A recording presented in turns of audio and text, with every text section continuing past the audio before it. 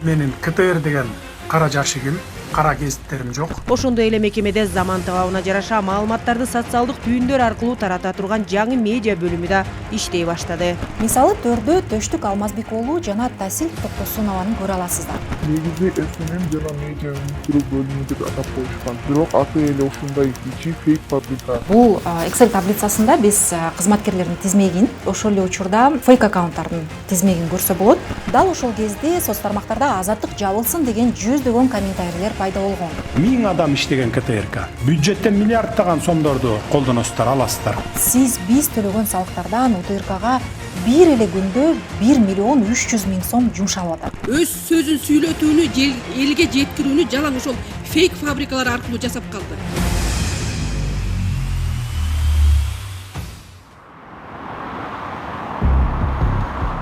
Менин артымда медиа чөйрөнүн флагманы болгон Улуттук телерадио берүү корпорациясы.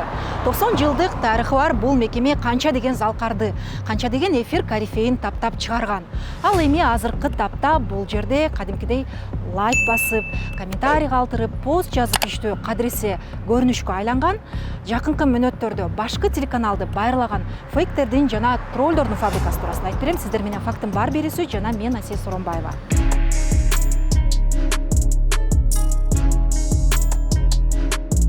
2017 жылдын март айында Садыр Жапаров өлкөнүн коомдук телерадио берүү корпорациясын кара ящик деп атап, социалдык тармактар аркылуу элге кайрылган жайы бар.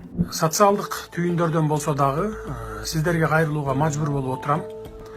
Себеби менин КТР деген кара жашыгым, Эгемен, Фабула деген кара гезиттерим жок. Ошол үчүн чындыкты элдин жалпы катмарына жеткире албасам дагы, адилетсиздикке, айбанчылыкка кайдыгер карабаган элибизге интернет аркылуу болсо да маалымат жеткирип коеюн деп чечтим. Ал эми 2020 жылдын соңунда ошол кездеги президенттин милдетин аткаруучу болуп турган кезинде коомдук телеканалдын ишин сынга алып, ал реформага муктаж экенин билдирген. КТРКда мында 30 жылдан бери 1000 тегерегинде адам иштеп келатасыздар, КТРКда. Бирок ошол эле мезгилде мына акыркы 15 жыл дебейин, бир 10 жылдан бери КТРКны көп киши көрбөй калган да. Мамлекеттер баягы мындай сыртынан карап коет да көрбөйт. 1000 адам иштеген КТРК. Бюджеттен миллиарддаган сомдорду колдоносуздар, аласыздар, коротосуздар. Ошол эле мезгилде мисалы НТС каналын алалы. 30-40 адам иштейт. 5-чи каналды алалы. Жаңы телевидениялар пайда болгон. Ошолордо 40-50 эле адам иштейт, бирок КТРК берген каналдарда эле программаларды берет да, передачаларды. Элдин көпчүлүгү бөлүгү ошолорду көрөт да. Ана мындай салыштырып көрсөңүздөр да, 1000 адам иштеген, миллиарддаган акча колдонгон КТР менен баягы жеке телеканалдардын кимисин көбүрөөк эл көрөт, анан эффективдүүлүгү кандай болуп атат. Шуну салыштырып көрүп эле анан жыйынтыкты чыгара берсеңиздер болот. Андан көп өтпөй телеканалда чын эле өзгөрүүлөр болгон. Мисалы 2010 жылдагы бийлик алмашуудан кийин коомдук макамга ээ болгон КТРК 12 жылдан кийин башкача айтканда 2022 жылдын май айында Улуттук телерадио берүү корпорациясы болуп кайра түзүлгөн. Ошол кездеги маданият, маалымат, спорт жана жаштар саясаты министри Азамат Жаманкулов КТРКга коомдук телеканал деген макам берүү өзүн актабаганын билдирген. КТРК чыныгы коомдук канал болгон жок. Көптөгөн кемчиликтери бар, функциялары аткарылган жок. Ошондуктан биз мамлекеттин идеологиясын жана баалуулуктарын тараткан күчтүү мамлекеттик телеканал түзүүнү каалайбыз.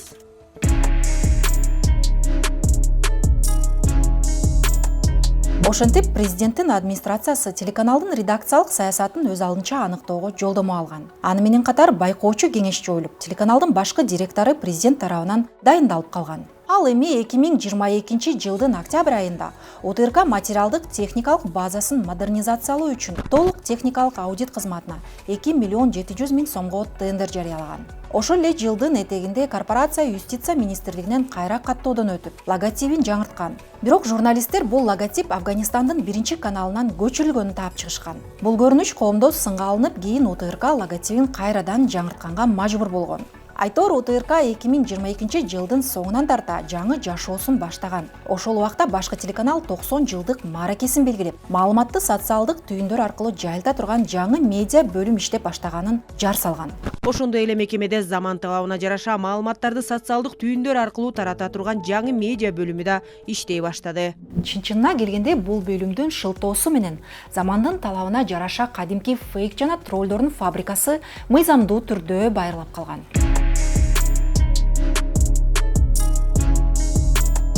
2022 жылдын 17 ноябрында Жогорку Кеңеш Кыргызстан менен Өзбекстандын ортосундагы чек араны делимитациялоо жана демаркациялоо боюнча келишимди ратификациялоону жактырган. Ошол кезде социалдык тармактарда Кемпирабад маселеси толук чечилди. Кыргыз тараптын кызыкчылыгы толук корголду деген үмүттө жайнаган посттор чыга баштаган. Биздин редакция ошол кезде соц тармакта эң активдүү болгон USB мегабайт деген шектүү аккаунт бир караганда фейкке окшош болгону менен чынында УТРК кызматкери Усубалы Мамбетов экенин аныктап чыккан. Биздин макала жарык көргөндөн кийин USB мегабайт жүзүн жарыкка чыгарып, профилин Усубалы Каганат деп атаган. Андан тышкары Сонунбү Кадырова, Элнура Нурдин кызы, Азиз Чокморов, Бактияр Тукеев жана башка бир нече УТРК кызматкерлери постторду жазып бөлүшүп, президенттин басма сөз кызматында иштеген чиновниктерди белгилешкен. Ошол эле убакта дал ошондой эле тексттер, сүрөттөр менен фейк аккаунттар дагы бөлүш баштаган. Мисалы, бул Бегимай Жапарова деген аккаунт. Анын посту УТРК кызматкерлери бөлүшкөн пост менен куюп койгондой окшош. Бирок чынында бул фейк аккаунт. Анын сүрөтү буга чейин интернет айдыңында байма-бай колдонулуп келген.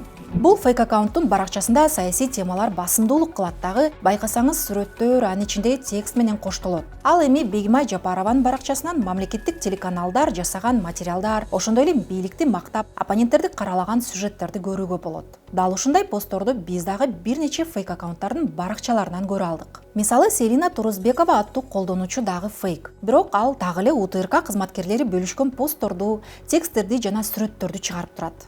Белгилей кетчү жагдай. Селина Турузбекова деген фейк дагы, Бегимай Жапарова деген фейк дагы Фейсбуктагы алгачкы постун 2022 жылдын ноябрь айында УТРКда жаңы бөлүм иштеп баштаганда жарыялашкан. Биз жаңы бөлүмдө иштеген кызматкер менен байланышып, эмне үчүн бийликти мактаган постторду жазып атасың деп сураганыбызда анонимдүү түрдө төмөндөгүдөй жооп алдык. Бул менин пикирим эмес. Бизге ушундай жазгыла деп тапшырма берилген. Бизге жаңы бөлүм түзүлгөн. Соц тармакта УТРКнын контентин жайылтуу боюнча мен ошол жака которулгам. Негизи УТРКнын кызматкерлери мекемеде болуп аткан окуя тууралуу бирөөгө айтууга укугу жок. Мен силерге айтып бергенимдин себеби телеканалда өзгөрүүлөр болсо дейм. Бир күнү ушул постторумду өчүрө алсам экен. Белгилей кетсек, фейк дагы, тролл дагы буйрутма пост, буйрутма комментарий жазат. Бирок тролл өзүнүн атынан ачык жазса, фейк жашыруун аккаунт менен иштейт. Башкача айтканда, башкы телеканалдын кызматкерлери эң кеминде тролл катары иштеп атканы айдан ачык. Ошол эле убакта УТРК кызматкерлери менен фейк аккаунттардын байланышы дагы аныкталып атат.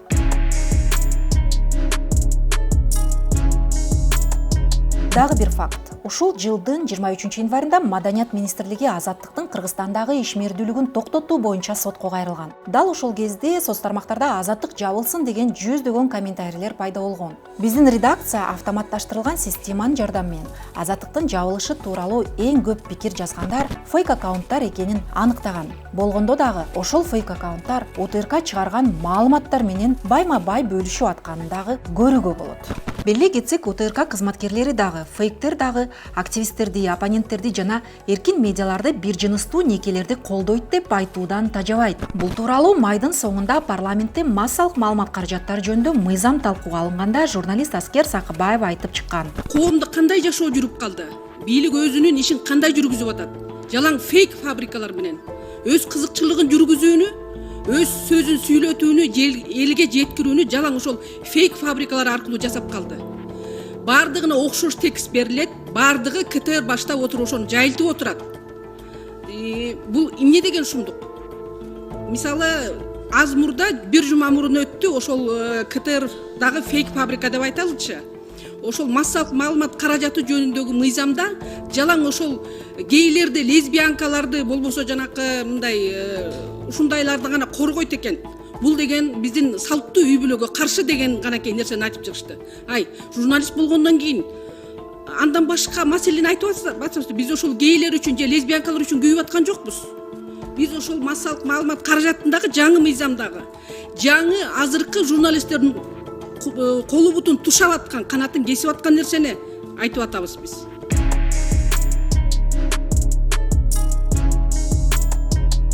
Бул биз жогоруда сөз кылган ОТРК кызматкери Усубалы Мамбетовдун жеке баракчасы. Анда бийликтин камчысын чапкан, эркин журналисттерге көө жапкан бир нече постторду көрүүгө болот.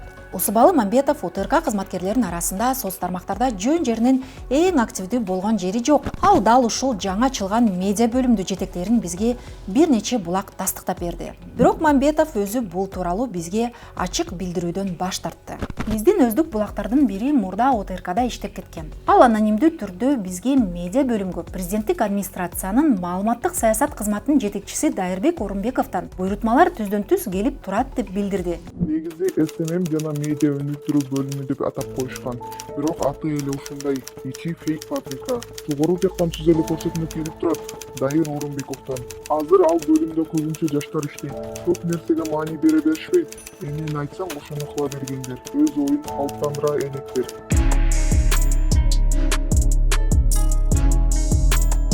Дайырбек Орунбеков соңку жылдары бажы кызматынын төрагасынын мурдагы орун басары Райымбек Матраимовду коргоп келгенин алгач иликтөөчү журналисттер жазып чыккан. Ал буга чейин бажыдагы коррупциялык иштерди ачыктаган журналисттерди сынга алган. Мындан тышкары Орунбековдун ысымы Клоуп басылмасынын иликтөөсүндө дагы айтылат. Журналисттер анын Матраимовдордун кланын коргогон фейк фабрикага тиешеси бар экенин аныкташкан. 2022 жылдын август айында Орунбеков президенттик аппараттын маалыматтык саясат кызматынын жетекчиси болуп дайындалган. Анын бул кызматка дайындалышы коомдо, анын ичинде журналисттер арасында кызуу талкууга жем таштаган. Орунбековдун ысымы азыркы тапта камактагы активист Атай Бейшенбек менен дагы байланышта. 2022 жылдын октябрь айында Атай Бейшенбек соц тармактар аркылуу Өзбекстандын президенти Шавкат Мирзиёевке кайрылуу жасайт.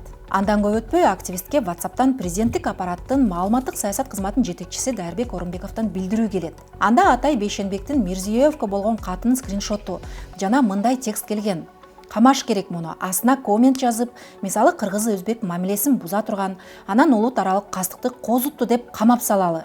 Активист бул тууралуу маалыматты Facebook баракчасына жайгаштырып, Орунбеков чатты алмаштырып алганын, чынында башкаларга команда бергенин жазып чыккан. Орунбеков деле Атай Бейшенбекке WhatsApp тиркемесинен жазганын таңган эмес. Бирок ага башка жарандар активист улут аралык кастыкты козутту деп кайрылышканынан улам жана Атай Бейшенбекти жеке тааныган үчүн ага жазганын айткан. Дайырбек Орунбековдун айтымында активист онлайн баарлашууну бурмалаган. Ал эми Атай Бейшенбек Орунбеков ага адашып жазып алганын айткан. Мындан туура 10 күн өткөн соң активист камакка алынган жана бүгүнкү күнгө чейин ал темир тор артында.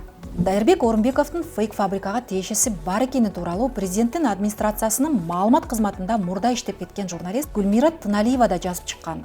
Достор, биз чын эле президенттин маалымат кызматын жакшыныкка өзгөртөлү дегенбиз. Көчөдө эмес, Facebook'та ачык талкуу болуш үчүн чиновниктердин армиясын социалдык тармактарга чыгаралы дегенбиз. Мамлекеттик кызматкерлердин ишмердүүлүгүн социалдык тармактардан мыйзам аркылуу бекитүүнү көздөп атканбыз. Бирок бул жакшы пландар кагазда эле калып калды. Мен маалыматтык саясат кызматынын жетекчисине бул реформалардын маанилүүлүгүн жеткире албаганым үчүн силерден кечирим сурайм. Ал адам глобалдык талаптарды түшүнбөй, фейк чымдарынан өспөй калган окшойт. Биздин президентте ушундай адамдар пиар кылып атканы өкүнүчтүү. Ал эми жогорку кеңештин депутаты Адахан Мадумаров сөз эркиндигине арналган тегерек столдордун биринде Орунбековго фейк фабрикалар туурасында мындай деген. Дайыр иним отурат. Дайыр иним аябай машыккан ушул жактардан. Абдан жакшы билет ушундай. Ошол баягы биздин кесиптештерибиз айткан ботторду токтоткула. Акча берип ошолорду кармаган фабрикаларды жок кылат. Андан көрө көйнөк тиккен фабрикаларды ачкыла. Мектеп мугалимдердин баягы балдардын формасын тиге турган фабрика ачкылачы айланайын. Ал эми майдын соңунда эркин журналист Канышай Мамыркулова президенттин маалыматтык саясатын жетектеген Дайырбек Орунбеков бул кызматка татыксыз экенин билдирген. Бул жерде көп көзүңөрдөн көрүп турам, жалпыга маалымдоо каражаттарынын жетекчилери отурасыздар. Учурдагы Кыргыз Республикасынын президентинин маалымат кызматынын жетекчиси Дайырбек Орунбеков ошол орунга түк татыксыз бала экенин билесиздер. Ар бириңиздер. Ал тууралуу Бейшенбек Бекешевде жакшынакай сөзү бар. Азыр мага бүтүндөй фейкти кое берсе дагы мен жаным ачыган деңгээлге жеттим, мага баары бир. Ошондон айтып атам. Өзүңөрдү сыйласаңар, жетектеген жалпыга маалымдоо каражатыңарды сыйласаңар, деги эле кыргыз журналистикасын сыйласаңар, момундай орой айтканда өлүктүн алаканындай болгон бир барак кагаз кетет. Урматтуу Садыр Жапаров, мына ушундай күмөндүү баяны бар.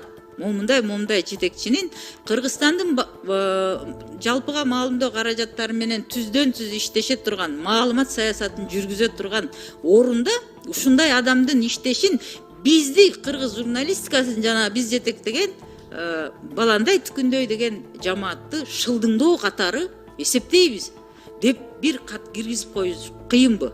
Жогоруда айтылган фактылар тууралуу биз албетте Дайырбек Орунбековдун өзүнө кайрылдык. Бизде сөз эркиндиги бар. Ар ким пикирин айтат, жазат. Ошол эле кезде каралоо, далилсиз айыптоолорго жол беришет. Мага карата айтылып жаткан так эмес маалыматтарды четке кагам. Анткени анонимдүү булактар айтты дегенден башка далилдерди көрсөтүп айтып бере албай жатасыз. Сурооңуздагы эл айтты деген деңгээлде болуп жатат. ОТРКнын медиа бөлүмүнө телеканалдын жетекчилиги тапшырма багыт берет.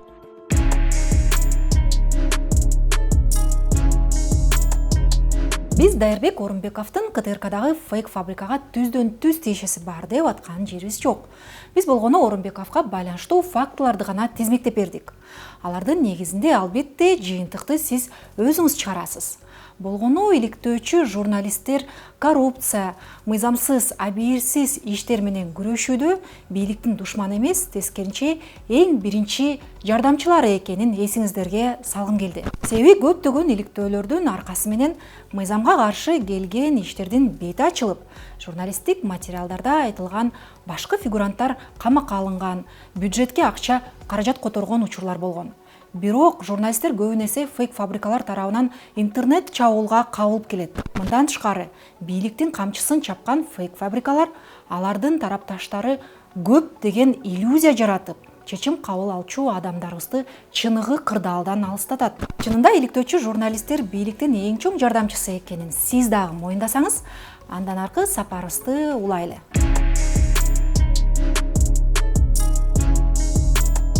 Эми президенттин медиа бөлүмгө баш баккан тасмасын дагы бир жолу карап көрөлү. Бул тасмадан 11 адамды көрүүгө болот. Былтыркы ноябрь айынан тарта алардын айрымдары жумуштан кетсе, ордуна жаңы кызматкерлер келгени бизге белгилүү. Ал эми кызматкерлердин айлык маянасы 30 000 сомдон 40 000 сомго чейин экенин бизге бир нече булак тастыктап берди. Биз сюжеттен кызматкерлердин айрымдарын таанып биле алдык.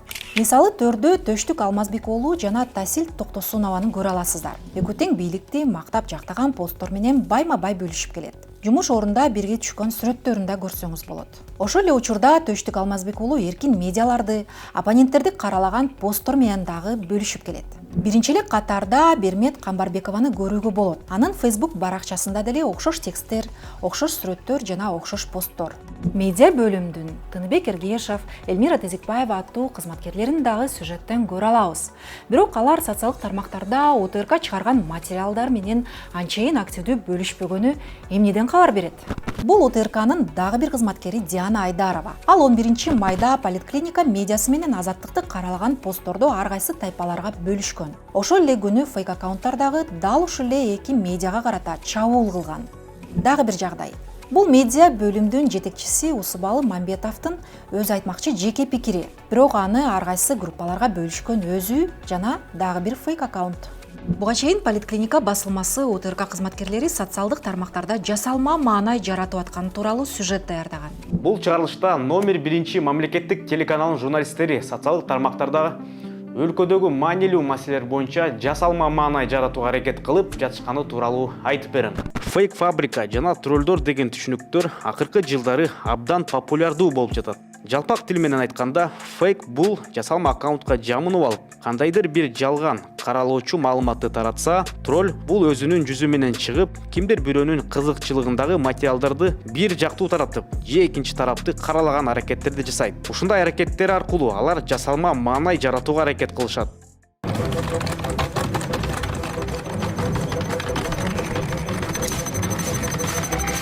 Башкача айтканда, УТРКнын кээ бир журналисттери бир убакта Кыргызстанда талкуу жараткан маселелер боюнча бийликти актаган постторду бөлүшүп турушкан. Алар 1-айым Айгүл Жапарованын Facebooktагы фейк баракчаларынан таратылган билдирүүлөр боюнча да постторду бөлүшүшкөн.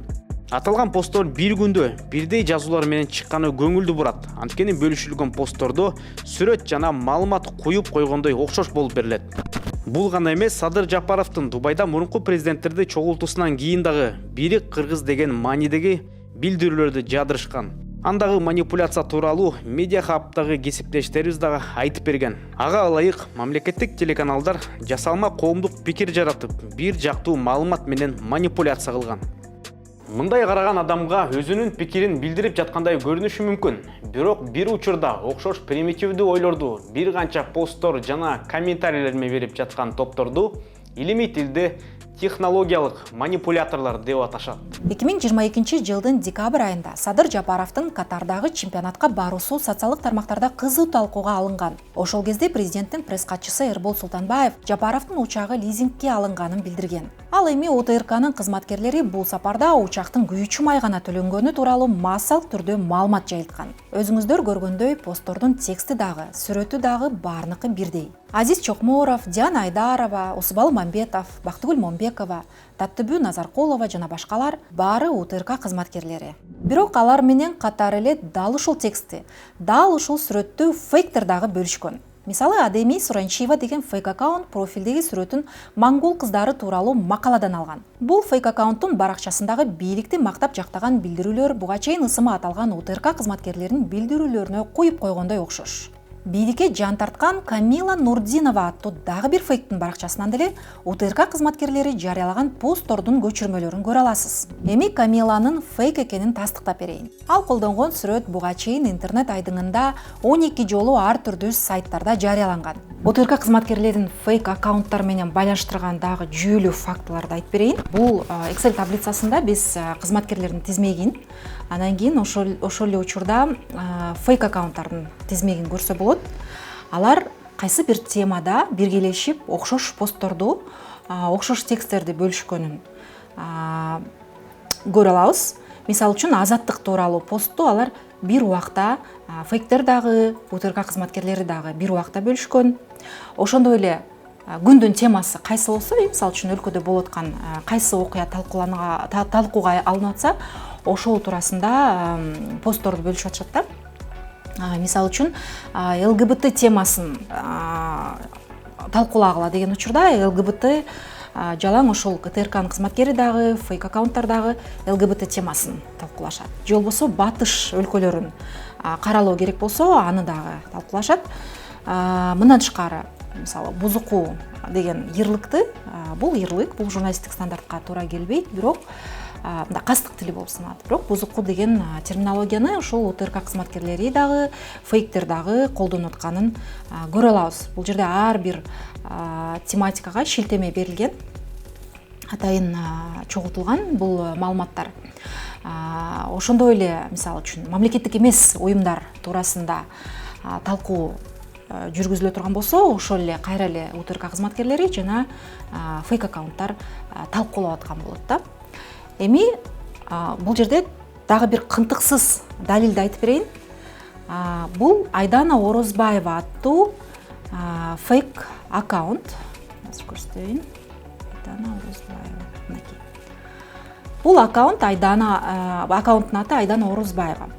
Анын жеке баракчасында жалаң бийликти мактап жактаган, күнүгө бийлик эмне иштерди кылып атат, ошол туурасында маалыматты көрсө болот.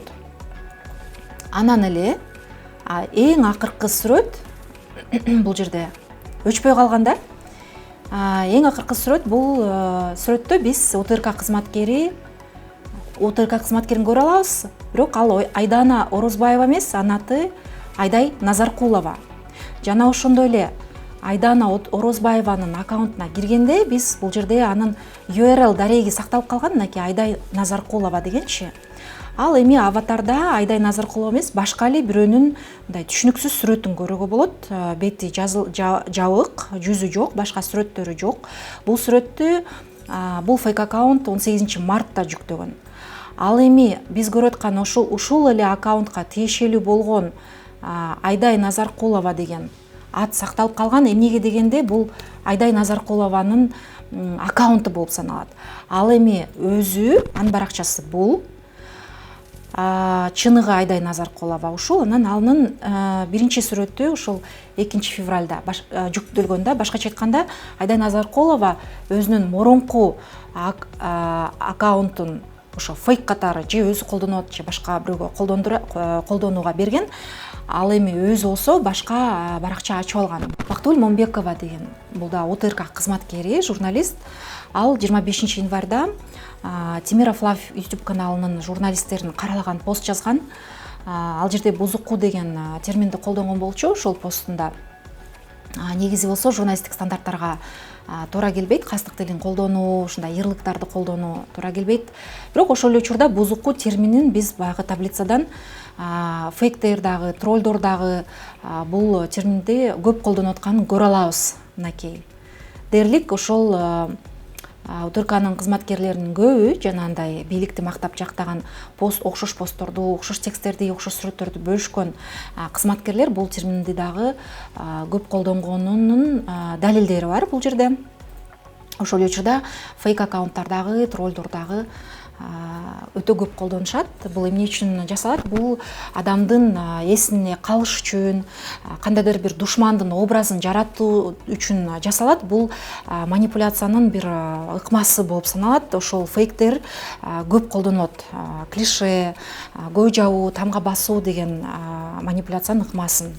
Бул душманды бир мындай шайтанга, демонизация врагов деп айтылат да, душманды шайтанга айлантуу.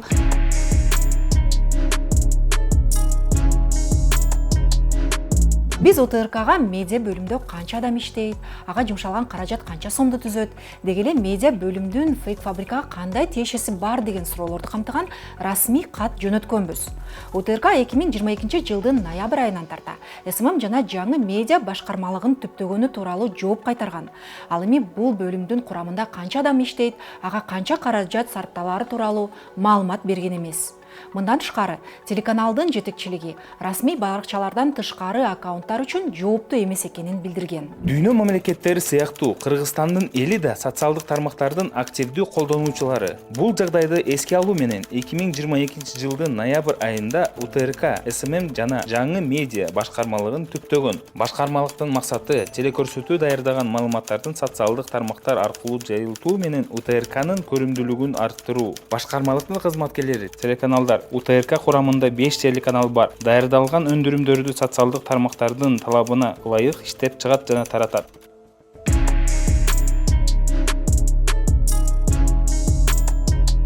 Жылы республикалык бюджеттен мамлекеттик жалпыга маалымдоо каражаттарын каржылоого рекорддук сумма 923 миллион сом бөлүнгөн. Бул деген мамлекеттик ЖМКларга күнүнө 2,5 миллион сом сарпталып атат дегенден кабар берет. Бул сумманын жарымынан көбү башкы телеканал болгон УТРКга жумшалган. Буга чейин иликтөөчү журналисттер 2022 жылы УТРКнын чыгымы демейдегиден 100 миллион сомго өсүп, 485 миллион сомду түзгөнүн аныктап чыгышкан. Башкача айтканда, биз төлөгөн салыктардан УТРКга бир эле күндө 1 миллион 300 миң сом жумшалып атат. Үстүбүздөгү жылдын март айында белгилүү блогер Ыдырыс Исаков мамлекеттик телеканалдардын журналисттеринин ишмердүүлүгүн сынга алып, аларга жумшалган каражатты рационалдуу пайдаланууга үндөгөн. Ошентип азыр Кыргызстан эл баккан эмес, чиновник, журналист баккан мамлекетке айланып калганбыз.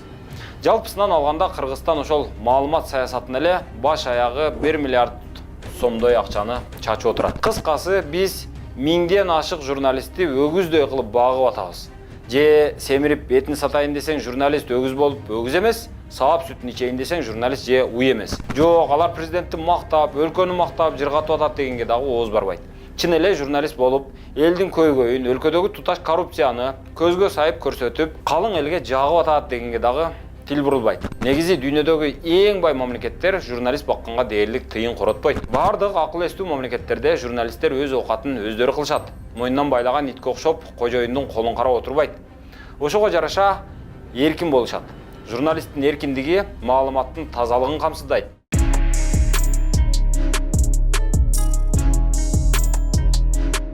Башкы телеканалды байырылган фейктердин жана троллдордун фабрикасы жана президенттин маалымат саясатына жооптуу болгон Дайырбек Орунбековдун күмөндүү аброю бийлик тарабынан жасалып аткан жемиштүү иштерге көлөкө түшүрүп аткан жокпу? Же президент өзүнүн ишмердүүлүгүнө чын эле фейктердин, троллдордун, мамлекеттик телеканалдардын колдоосуна ушунчалык муктаж болуп атабы? Журналисттик чөйрөдө ар кандай талкууга жем таштаган Дайырбек Орунбековдун тажрыйбасы Президентке чын эле пайда алып келеби же тескеринче залакасын тийгизеби? Башкы телеканалдын колдоосуна күн сайын 1 миллион сомдон ашуун керектелген каражат канчалык деңгээлде негиздүү деп ойлойсуз? Өз оюңузду билдирип пикир калтырыңыз. Сиздер менен Фактын бар берүүсү жана мен Асель Соронбаева болдум. Көрүшкөнчө.